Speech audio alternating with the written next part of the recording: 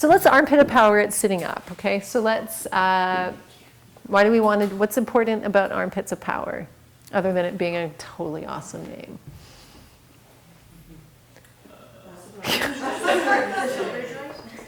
Blah, blah, shoulder joint? Circulation to the limbs. Ooh, circulation to the limbs. Check, check. What's another one? It's like movement. I'm really glad I'm asking this. This is, I think it's like you knew, you thought you knew what you knew until you had to say it. Because like you can say, yeah, armpits of power is good, but why? Articulate it. I want to hear you. Or else you have to hold 10 of these in one hand until it's only 10 pounds. On different parts, like the lats, the pecs. Yeah, it turns, and so why by turning on those different parts, like the lats and the pecs, why is that, but why do we care? So the other ones don't have to overwork. So other ones don't have to overwork, right? Like some of our delts or the traps. Injury prevention, because more of the arm is working. And just move, yeah. So so the way I articulate it for myself is all of what you guys said. So nice work. You do pass. You won't have to do the crazy test that I had planned for you after. So armpits of power. So if I want to move the shoulder complex, but the shoulder joint, the glenohumeral joint is your most mobile joint in your body. So mobility is awesome, but mobility is only awesome if you've got stability, right? That sweet spot. Or what I like to say, right, flexibility, but it needs stability, and then together flexibility and stability create their magical love child, mobility, which then turns into their extra love child, the armpits of power. Like that's their last name, mobility. Armpit. Okay, I'm taking that too far, aren't I? So armpits of power, yeah. To easily and healthfully and sustainably have movement and mobility in my shoulder joints, having that little bit of extra engagement is a nice thing to do. You don't have to do it all the time. I hope nobody's like brushing their teeth now. Armpits of power, like that just might be too, you could, but it might be too good of a good thing, okay? We're gonna walk around armpits that are like Yeah, and lats that are just like, invisible lat syndrome. yeah, invisible lat syndrome. Okay, so this handy dandy little pink thing, this little 1 pound weight. So let's do let's pause on that. So armpits of power yourself. Turn on armpits. So I'll talk it through. Externally rotate helps to armpits of power things up. But the external rotation we'd want to do because usually we're living in internal rotation. So having a little bit of external rotation, it gives us a different input, right? So for the old traditionally, it's the proper rotation for chaturanga, right? At this point. Yeah, like I would refrain, personally I wouldn't say it's the proper and but Yeah, for the oldies. for the oldies I would say, so the old cueing where the elbow pits face each other, is that what you're asking, kind of? Yeah, and there's just that like, where you just kind of like build from the elbows as soon as you turn the elbows in, like that, and create this like, ooh. Yeah. Ooh. Yeah. I don't have the word. No, but that's the word. That's the sound. That's like and you're meaning that's armpit of power. Ooh. Ooh. Okay. Gotcha. I'm picking up what you're throwing down. Yeah. Ooh. Ooh. Ooh. Okay. So yes, everybody. Ooh. Yeah. Well, and this right? So you're stabilizing the part of the skeleton that's like wee free and stabilizing it so it can be wee free with support. So you got that sense, and I think you can get it here, but let's add that weight now. So now that what we've just done is created an extra load. So now your muscles have to work a little bit more automatically, right? So in case you weren't sure if you had armpits of power previously, let's spend 10 minutes like this. And then you're going to be like, armpits, so this is only a 1 pound weight. But can you guys feel that? So I have 2, so you can do it, if you happen to have 2, but you can put in your other arm.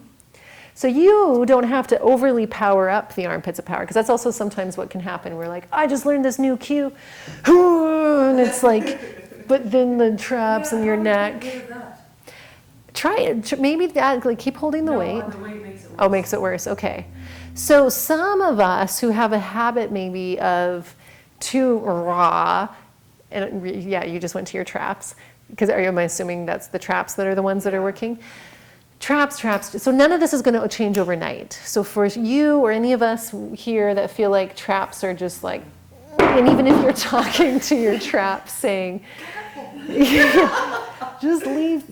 So it's the trap thing is just going to be its own journey to get. Like, you just keep talking to your traps. I know, Jenny, use the weight to tap her like that. So, okay, let's throw one more thing in, because there's a layer. The big picture is you just now know that your traps are super helpful. So you get them, you just keep talking to them all the time. Hey guys, take it easy now, but let's armpits of power with or without the weight. Now, for the trap people especially, is there a way that you can get here, lower, like lat, feel like you're putting the bottom tip of your tail, I was going to say this was your tailbone, the bottom tip of your shoulder blade in, so that these muscles here in the back are holding more than the muscles up here. So when I fatigue, I rib thrust. Yeah, so, and good connection. Fatigue, right? Did anybody else noticing that? Or now, as your arm's getting tired, oh, here come the traps again. Yeah. So that's, yeah, so know that, and then use that as a sign sometimes, like, okay, cool, that was enough. And then switch and try. Does that help at all, other trap people? Jenny, did that, like thinking, tucking. And even, may I add, one more little piece, sometimes, because there's like, even if you don't think you're rib thrusting, it can be kind of subtle. So I would suggest playing with bringing the ribs down, because look at, I'm not talking this. I'm just saying fill out this spot. So by like filling the back of my ribs into this area and then wrapping, it's like it just kind of holds and kicks on a little bit. And that might only work for a second, and then boom, traps kick back on. So then I would rarely recommend rolling them out, moving your head more often, having loving conversations with them, massaging them. But really, like you guys have worked so hard. Thanks for helping me, blah, blah, blah. I love you, traps. Now relax. Stop working. And then you talk to your lats and you go, lats, sorry I've ignored you. And then maybe get them to talk to each other. Like whatever, they're in therapy together. So yeah, so sitting up. So that's just giving you a little bit of a flavor of armpits of power. So I know once we have weights, all of a sudden I feel like now I'm teaching this fitness class or something. And back and forth and back. But let's try this a little bit. So let's add some movement. Set your lats up.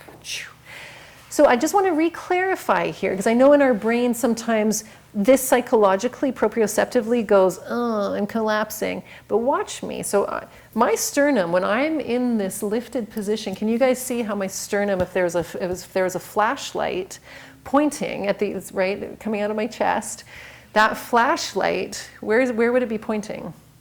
Kind of up. So I want that flashlight to point forward.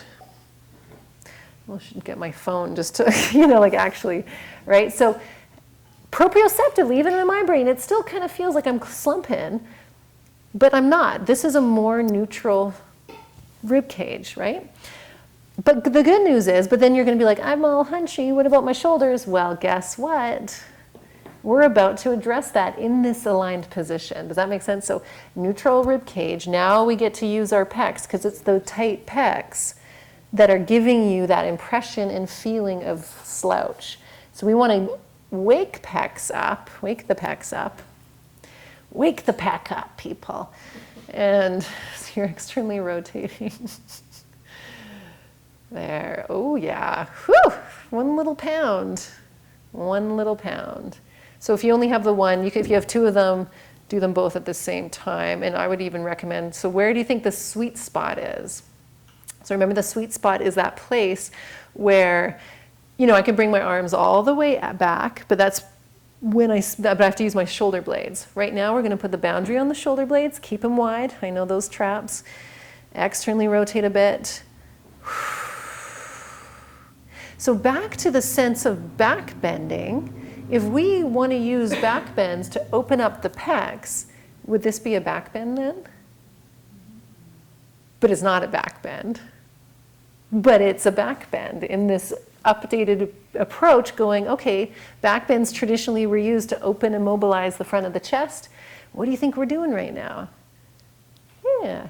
And then guess what? There's no lumbar compression. There's no hyperextension of the neck, if like we were doing with camel earlier, right? So you would maybe like seniors or therapy, not like Yeah. not yoga therapy, like Yeah. trying to, but like if you're looking at more like rehabilitation within an injury or something. Like Do that's this. yeah. Oh my gosh, yes. Like athletes. So Victoria's asking, would we do this in a therapeutic setting? And I would add yes. And I would add, do you think y'all would need to do a therapeutic yoga class? Like maybe, but not really, typically. I'm sorry, I missed that. So I was saying, no, I was saying, like, would you guys all feel like you need to do a therapeutic yoga class? Maybe not, in that, like, I've got an injury. But guess what? Your everyday yogi is going to benefit from this. Okay. Do you know, like... So would you call it rehabilitative or like restorative? You put this in a restorative. So last night, so this weekend is all about changing the paradigm of what restore is. Yes. So this is very restorative because we're restoring the mobility and the postural habit of, that like for many of us to varying degrees, tight pecs, which then move your whole glenohumeral joint into this funky position, which then could put your scapula into another funky position, and so on and so on. So something as simple as just whether you have this 1 pound block weight or not, that's going to do it. Or, as we talked about earlier, so pretend I'm standing, but adding that to a wall slash. And I think there's benefits to both, because this actually kind of is nice, right? And then you can do your neck. Oh, yeah. Whew, nice. And you can twist. So good. Because what I love about this is that it is strengthening your wrist as well. Yeah. This way, like in all ways, but in a class scenario, I tend to just stick with external because, again, tight pecs, humerus ends up being internally rotated. So it's not that we shouldn't do this because we should have nice mobility in all angles. But if I have an hour to teach people, I just stick with but in your own life, that's good to know. So did everybody pay attention to that? So still totally go into internal rotation. We want strength and mobility in this internally rotated position. We want strength and mobility in this slightly extra, this, and then we want this and this and this, right? This breadth of that circle action. Any questions? Any other questions on that? So is this helpful, having just that extra bit of load? Kicks on the muscles without you having to kick on the muscles, into, like with your brain going, and now armpits of power. You just, by default, there's armpits of power. Hopefully. Okay, do we want to try that lying down now? Well, I find like Yeah. when you're on your side and you do your armpits with your arms straight up, armpits, and then you drop it back, I find that is like the best kind of pectoral. Yeah. And like I kind of feel it this way, but not a lot. But when I'm on my side, like why is that? Why? Well, so Jackie, yeah, so you feel it on your side. So I'm going to assume that it's this, right? Is what you're talking about? Okay. Well, think about this. So are we talking, do you feel it like just it gives you the best stretchy feeling? Well, it feels like because I have really tight pecs, and so when I externally rotate and then drop back, that's kind of where I get it's not really a stretchy feeling. It's just one of those kind of feelings where like it feels like it's opening. It just gets in. Good. Yeah. Cool. Awesome. Probably could use the weight too, just to amplify it. Is that safe? Oh, yeah. Yeah, good. That's a good question. Is it safe to do it this way? A 1 pound, like for you guys, a 1 pound weight, because we'll all try this, won't be so crazy. I don't recommend just being like Because this could, like right now, this gives me the stretchy feeling. But I also now, and hopefully you guys can start to see this better, now that you're understanding the structures of the body, yeah, gives me the stretchy feeling, but it's also super passive because I've got gravity and now I've got this 1 pound weight. Is it bad? Not necessarily, but you know, it's also, as we were talking about this morning, it can be also clunky and crunchy. It could almost be the shoulder equivalent of doing some of those standing poses and forward bends and dropping all the weight into the hip joint. There's just look at that. It's like, let me show it from the back. So do you see, like, so my shoulder blade's crunching into it. And often by default, that's the way we move our arms. So remember, part of the benefit of this is that just where it's not that you should never move your shoulder blade. It's just keep your shoulder blade wide and then like I can't go any further, but it's not clunky, and I don't feel any crunchiness as opposed, okay, right? So there's that, whew. And then there's shoulder blade not moving. Oh my God, and external rotation. Oh my gosh, 1 pound weight. So then translate that on your side as you're asking. And then you've got extra gravity in a way, because when you're sitting up there, like now you can just flop it back even more because gravity's pulling on. So I would still do what you asked, to externally rotate, bend that elbow slightly, but then look at the difference laying down here. Like, can you guys even see my arm? Has it hidden behind? Oh, that does feel good. But now, going to keep my shoulder blade wide, externally rotate. Like, where did my arm go? Like, compared to that, that's significant. That's significant. So there's a lot of value and benefit to staying here and then finding that. And then all of a sudden your side floor angel becomes like that, which it doesn't, you know, it's not this like, which this still is really nice. And we do that, right? Like that nice big circle. But when you fall all the way back like that too, is it not going into your spine? Yeah, totally, exactly. So Donna's like is that not going into your spine? Exactly. So often, remember when we determined where we are twisting from when we're not thinking about it, especially for those rib thrusters, I see that so often, chest open, and then zoom. So think twist, thoracic. Immediately I get this nice little engagement in my core that I didn't have before, and then my arm gets to enjoy the fun. So enough of my arm, let's have your arm start to enjoy that. Actually,